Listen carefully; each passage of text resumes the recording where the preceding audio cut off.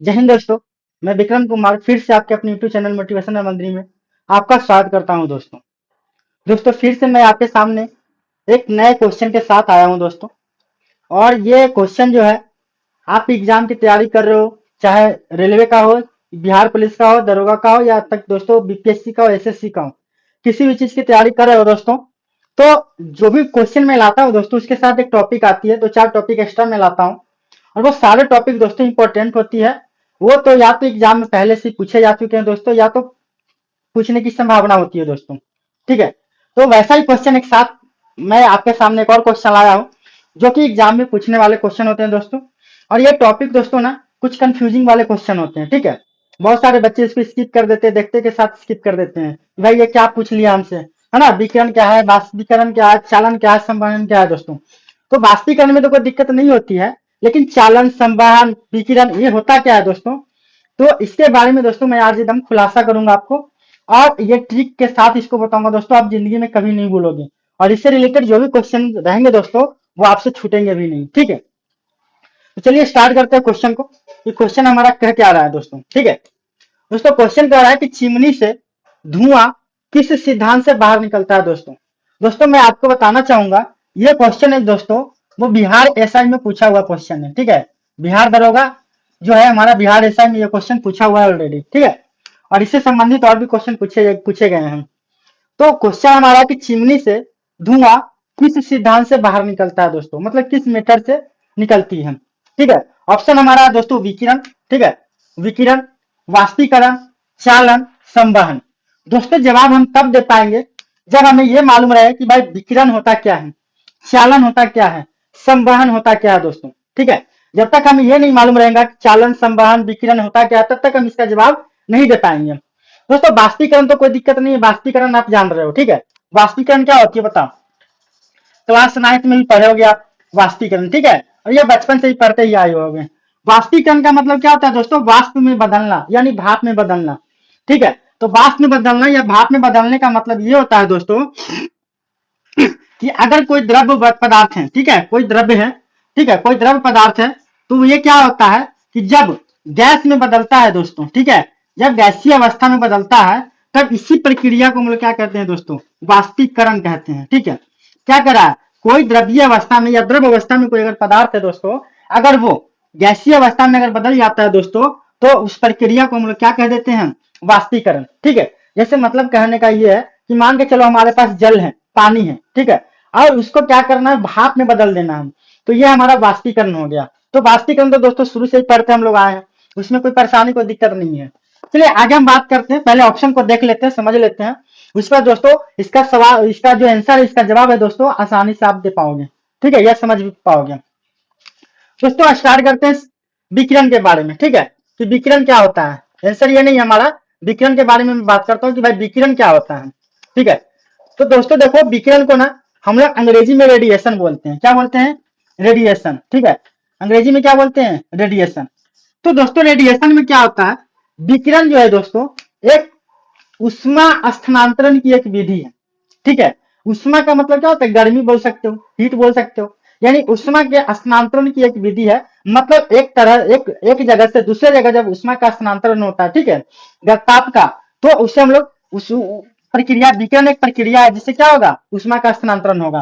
तो कैसी प्रक्रिया है दोस्तों, तो पहले लिख लेते हैं पॉइंट कि विकिरण क्या है। विकिरण जो है उष्मा स्थानांतरण, ठीक है, उष्मा स्थानांतरण की एक विधि है। उष्मा स्थानांतरण की क्या है दोस्तों, एक विधि है, क्या, विकिरण। इसमें कैसे होती है, इसमें उष्मा का स्थानांतरण कैसे होता है दोस्तों, तो याद रखना है कि विकिरण यानी रेडिएशन है दोस्तों, उसमें क्या होता है, डायरेक्ट होता है।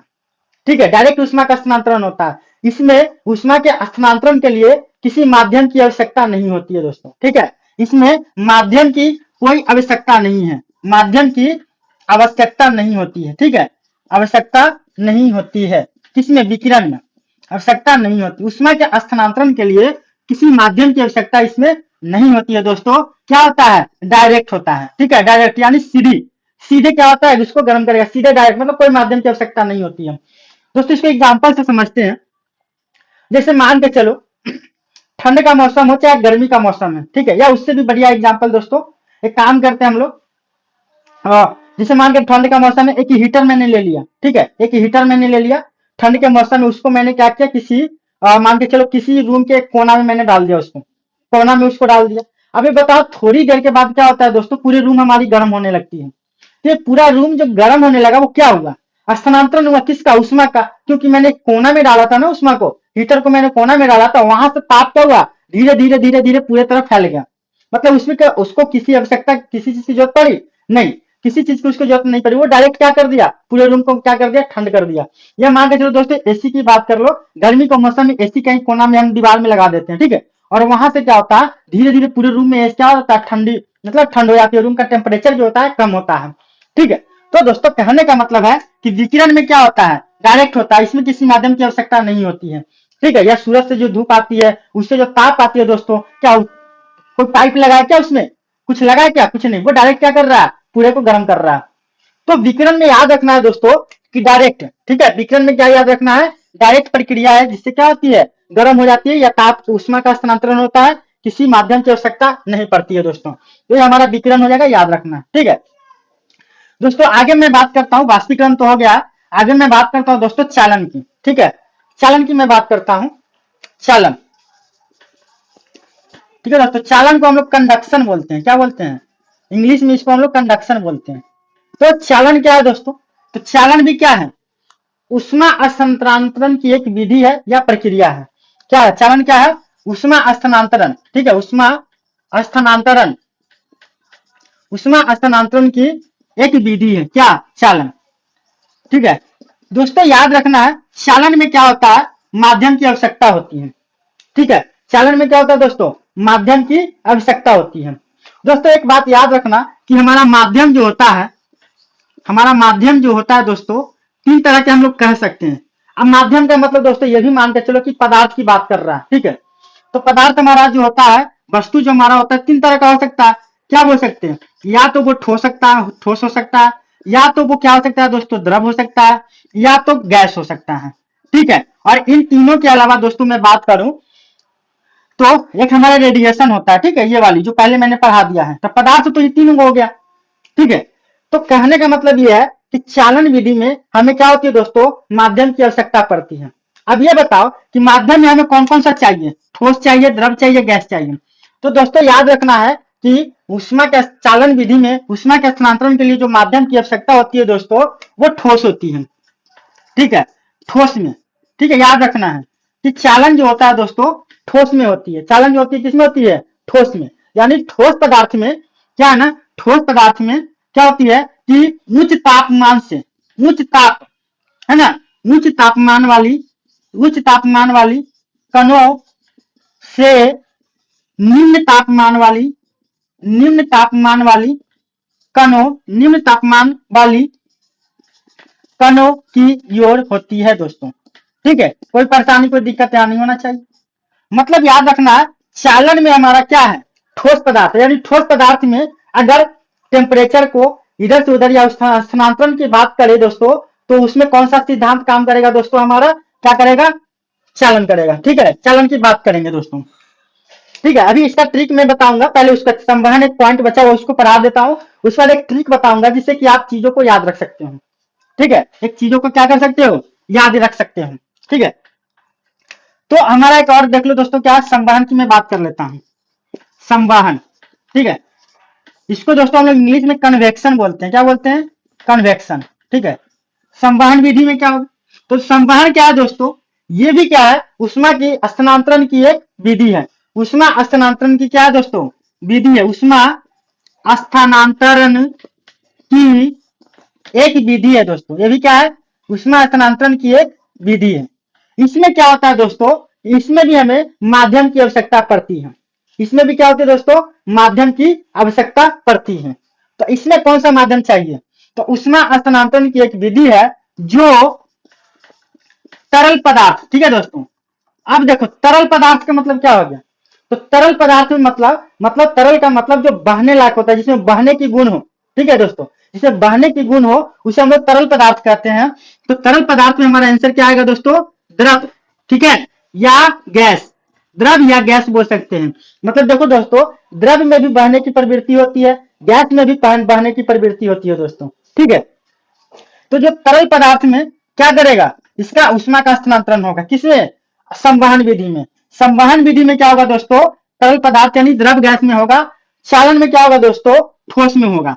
और बच गया हमारा विकिरण दोस्तों, इसमें माध्यम की आवश्यकता नहीं पड़ती है ना। रेडिएशन का नाम आपने ऐसे भी सुना होगा, रेडिएशन सुने ही होगे ना।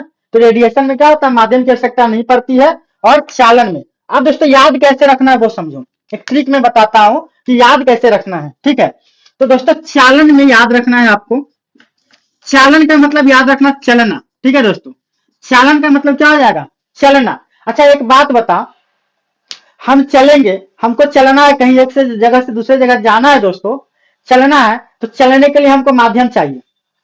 ठीक है, चलने के लिए हमको माध्यम चाहिए, यानी हम बिना माध्यम के तो चल नहीं पाएंगे, है नहीं।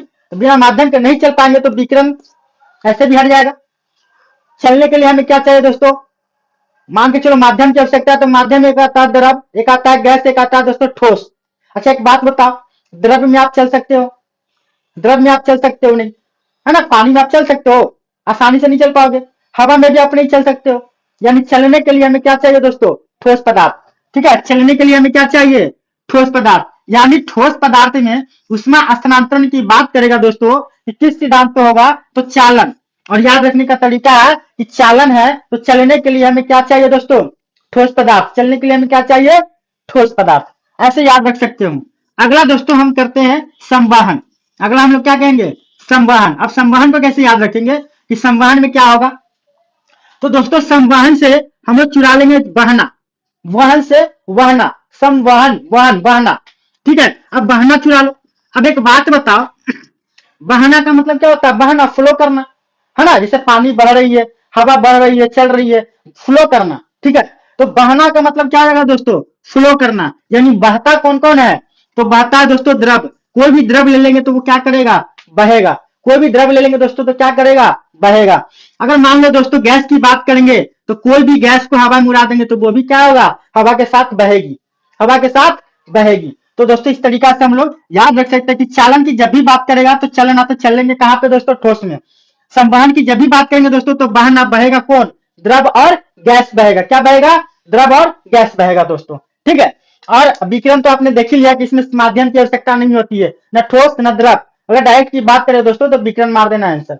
ठीक है, अब आते हैं हम लोग दोस्तों सवाल पे। सवाल हमारा क्या कह रहा है, सवाल हमारा यह है कि चिमनी से धुआं, ठीक है, किस सिद्धांत से बाहर निकलता है।